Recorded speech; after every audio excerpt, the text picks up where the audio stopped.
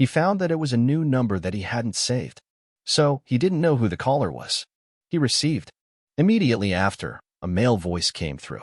"Good evening, Mr. Alfonso. I am the manager of Comest Grocers, Daniel Urich. I've just gotten the information that you've purchased our store." The voice was filled with respect and uncertainty. "Oh, you can just call me Jack and not Alfonso," Jack corrected. Since he was supposed to stop using the family influence, then he wouldn't accept a person calling him with the name Alfonso. Daniel was at first surprised by the young voice followed by the words. Well, not that it mattered.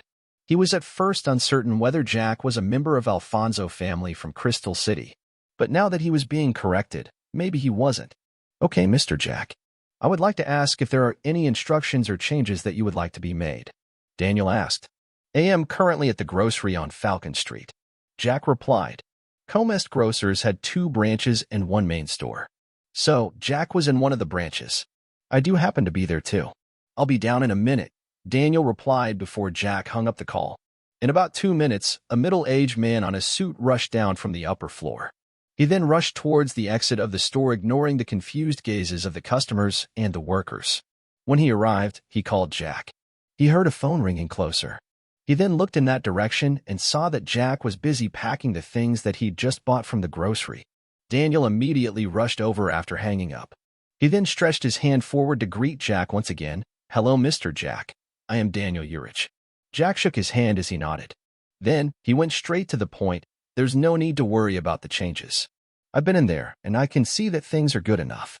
So, in case there are any changes in the staff members, that will have to wait." Daniel nodded in both appreciation and agreement. Changing the staff at such a time would definitely cause problems. Of course, this is about major changes and not 1 or 2 people in lower positions. As for the income, you can transfer it into the account that has been given to you, I presume? Jack asked. "Yes, I've received the account." Daniel nodded. Although Jack looked younger, he didn't behave like those second-generation kids who only knew how to spend money and not to earn. "Okay then, I'll be seeing the staff tomorrow. You can tell me at what time there are not that many customers so that I can come," Jack instructed. "I got it. At most, it's always around 10 in the morning. At that time, the number of customers is always the least," Daniel replied. "Then I'll leave everything to you," Jack said before getting into the Bentayga as he headed towards the newly bought Prince and Princess Palace. Daniel watched as Jack left before turning around and heading back to the store. He then called to the person that was in charge of this branch. "The new boss will be here to see the working staff tomorrow. I hope that you'll be prepared by 10 in the morning." The person in charge, Wycliffe, replied. "Okay, you can leave now." After Wycliffe left, Daniel immediately called the other branches in charge and told him the same thing before leaving to head to the main store. Not long after driving, Jack got to the mansion. The guards respectfully opened the gate for him. He found that the Bentley Continental GT had and the Suzuki had already been delivered by the Bentley store. He had previously left them there after taking the Bentayga. After parking the car at the parking lot, he immediately carried the things that he'd just bought from the grocery to the mansion. This time, he decided to stay inside the prince's palace. He liked the domineering and majestic vibe the most. After keeping those that needed to be kept fresh in the fridge, the rest like rice, sugar, and so on were stored in the kitchen cabinet. The kitchen of this mansion was designed for a large group of people, 7 in the least. After all, the kitchen was too big, just like how the cabinets were. After all the things that were bought by Jack were placed inside, they didn't even occupy 5% of the cabinet shelves. He immediately headed to the bedroom on the 2nd floor via the elevator. That was where the master bedroom was located. The designing was so good. The bed was so huge and that it could fit more than 5 people. The material that was used in making the mattress was the best Jack had experienced as it was so soft and comfortable. After taking a shower and changing into a bathrobe, he put the clothes that he'd just worn into the cleaning machine. He left all of his clothes back at the rented apartment room. He then dried them using a blow dryer. Then after putting the clothes back on, he immediately fell asleep on the big and comfortable bed. He didn't wake up till it was 8:30. He got down so that he could prepare food. After all, he was hungry as he hadn't taken dinner after such a busy day. This time, he decided to make himself a decent meal. He took the meat that he'd just bought and cut it into smaller pieces. He was going to make beef fried rice. This was something that he learned from the internet while he was still at the Alfonso family mansion. The ingredients were cooking oil, shallots, minced garlic, sliced scallions, raisins, cooked rice. Took him a few minutes to cook, soy sauce, fish sauce, ketchup, juice of 1 lime.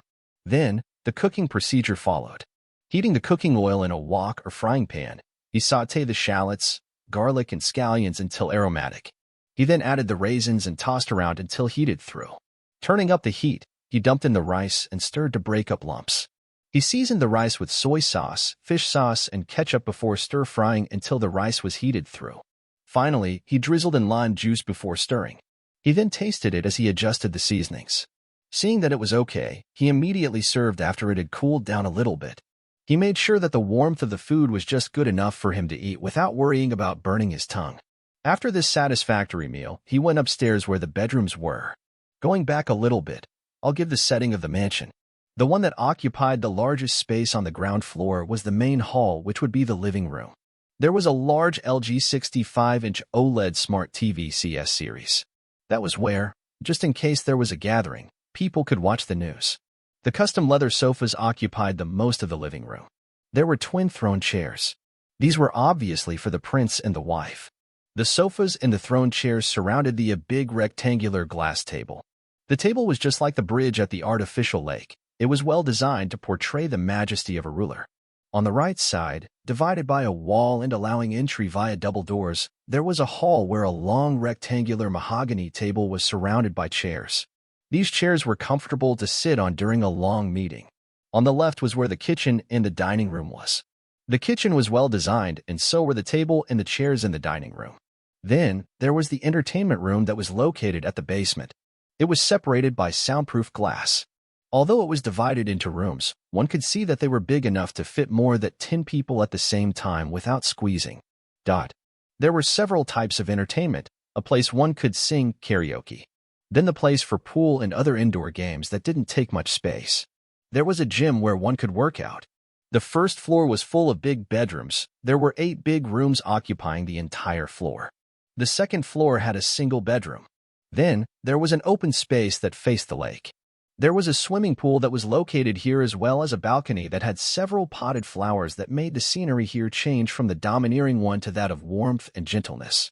Jack got back to the master bedroom, the only room on the top floor of the mansion, and lied on his back on the big bed. Then, he tried thinking of what he would be doing the following day. First thing first, he would be looking for the designer for the logo. After that, he would continue with the purchase of the stores so that he could expand the business further. Then, there was the issue of the headquarters of Jackson Enterprise. This needed him to get a business building. There, he would transfer all the management of the grocery department. This would be the centralization of management but decentralization of the business. Now that he was only in Inchoate City, management wouldn't be a problem at all.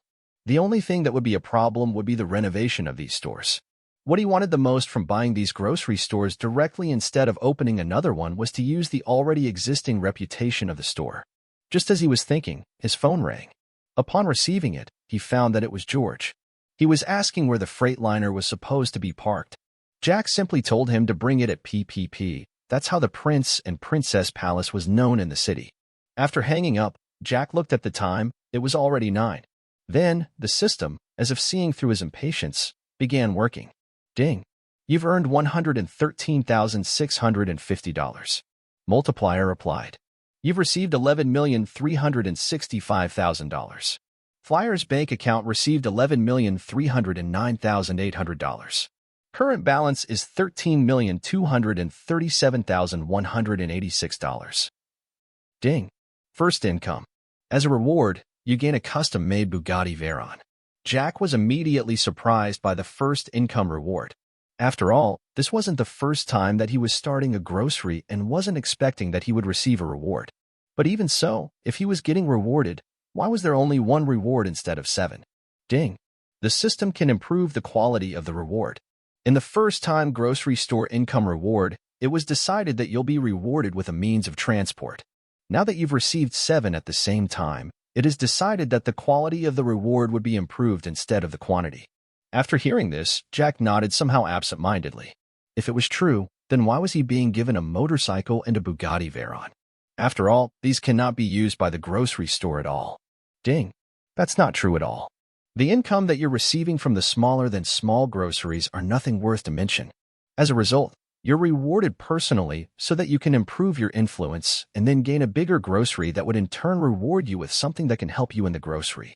Jack shook his head helplessly. Then he thought of something. Where's the Veyron parked? Jack was worried that the car would have been parked inside the compound. If so, then the guards would surely wonder how it got inside and they hadn't allowed such a vehicle inside. Ding. No need to worry. The car is going to be delivered by the company. So, there's no need to worry about people wondering how a car suddenly appeared. Jack couldn't help but chuckle a little.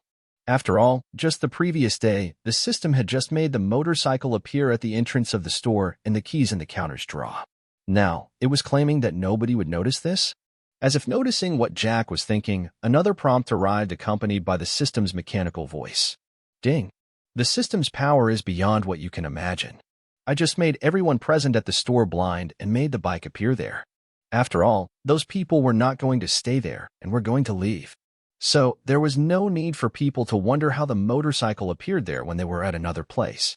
Then why not do the same thing with the Bugatti Veyron? Jack asked curiously. Ding. The reason is obvious. Since you purchased 7 stores today, then it was obvious that there were going to be 7 rewards. Once merged, you were going to receive the Bugatti. So, the procedures were completed early and so was the delivery. By the time that the delivery service arrives, you would have received the first income reward prompt. Ain't the system too powerful? Jack nodded. Yes, the system is too powerful. He was somehow speechless about the system. Anyway, he decided not to pursue the issue. He was just about to check something when he received a call. This was the captain that was in charge of the mansion's security, Eric. After receiving the call, Jack found out that there was a freightliner that was claiming to be his and was supposed to be parked into the palace's parking lot. Jack immediately accepted and told him to allow the freightliner to enter. Furthermore, he instructed that there was a car that was going to be delivered not long from now, so they had to allow it to enter. After hanging up the call, Jack immediately got out of the bedroom and headed towards the parking lot. There, he found that George was just jumping down from the truck. Boss, George greeted him as soon as he noticed Jack's presence. No need to be nervous. So tell me, how was the work? Jack waved his hand when he saw that George was nervous in his presence before asking about the store's business. George was nervous from the moment that Jack began buying cars. Then, the supply that he had just delivered on this day was worth $500,000. Then, when he was told to deliver the truck at the palace, he was immediately stunned. Who would have thought that Jack would have purchased the most expensive mansion in the entire city? The business was good. The grocery products were good too. But the amount was too large, so the store was so small and the equipment there couldn't support all of them. Thus, Agnes decided to rent a warehouse where we stored all the products that needed certain conditions for them not to go bad. George responded to Jack's question. Look at me now. I forgot something important as a warehouse. But don't worry. You can deliver all the excess stock to Comest grocers. This way, there would be nothing to worry about losses. As for a warehouse, I guess I have to get one. Jack slapped his forehead as he said this. He had forgotten that the grocery store was just a small one. As a result, there were things that couldn't fit in or there were no suitable equipment that could be used to ensure that they don't go bad. Got it, boss, George replied happily. It seems that his boss had acquired another grocery. Although Comest grocers weren't that much popular to those big shots of the city, they were well known to those from lower streets. He knew that Alfic's grocery store was nothing on front of Comest. But who would have thought that the two of them would be under the same boss? Jack was just about to talk about the development of the store in Yellow Street when he saw a large security truck heading towards the parking lot. It arrived in front of them in a short period of time. Then, 3 bulky men wearing security uniform alighted from the truck. Then, a familiar person also alighted from the truck. When he saw Jack, he immediately hurried to where he was and said, "Nice to meet you again, Mr. Jack. I'm sorry that we're late in our delivery, so I hope that you don't mind." This was Evans Morris, the manager of the Bentley 4-Foot shop in Inchoate City. They had just met during the day when Jack was buying cars and one of the orders that he'd made was yet to be completed. Evans was at first excited and surprised when Jack decided to buy 25 cars at the same time. Furthermore, 24 out of them had to be repainted, and so on. Then, when he was told to deliver a Bugatti Veyron to Jack, he couldn't help it. He kept on wondering, what the heck was Jack thinking? After all, he was buying so many cars. Was he going to start something with them, or what? Normally, the cars are delivered during the day. But the order to deliver the car on this day was given from the Bentley's headquarters in the country. So he decided to deliver the car even if it was nighttime. The car that Jack had just purchased was a customized version, and thus was the only one in the world. When he saw the receipts, even he was frightened. That was the reason as to why he brought over security with guns. The Bugatti Veyron was worth $73 million. This was a big amount to spend on the car. But the features of the car were top-notch too. After all, the maximum speed of the Bugatti Veyron was 600 miles per hour. It was bulletproof. Then, there was a fact that it was luxurious. The number plate had Jack's name. As for comfort, although it was a sports car, they had made sure that whoever drives it was comfortable. I don't mind at all. Jack replied while at the same time, he thought, system, you see, even the one delivering the car know that they're late. Ding. Business doesn't know about what time is. It only cares about the period that the business must be carried out. After all, if you're given 7 hours to complete a task, then you won't care if it's day or night. You'll have to complete it within the given time. Jack, can we unload it? Evans asked. Just go ahead. I want to see how it looks. Jack nodded. George, who was behind Jack, was also curious about the vehicle that was delivered at night. After all, what he knew was that the delivery was always done during the day. If one ordered a car online at night, even if the store that he had ordered the car from was closer, the delivery would only happen the following day. The only solution to getting a car at night would be to go to the store that operates throughout. The truck doors were opened and soon, an exquisite car that was a definition of recherche. The car was painted a mix of blue, red, and yellow. The colors were mixed in such a way that it was not a mess but a show of beauty.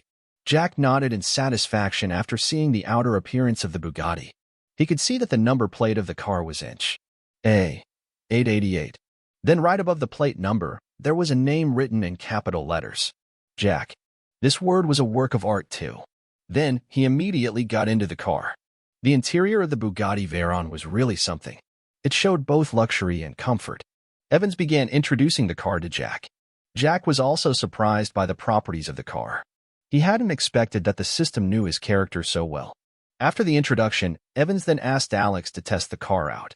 But there was only one problem. Jack wasn't that good when it came to driving sports cars. Although he could drive them, he wasn't at the level that he could handle the Bugatti well. This was unlike the Bentley Continental GT. After all, the Bugatti had many buttons like that of a plane. So Jack wasn't sure about what to do. Ding. The system can assist you. You'll be rewarded with the professional driving skills. But you'll have to complete a task given to you at the specified period of time. If the task isn't completed, then not only would you lose the skill, you'll also be punished by the system.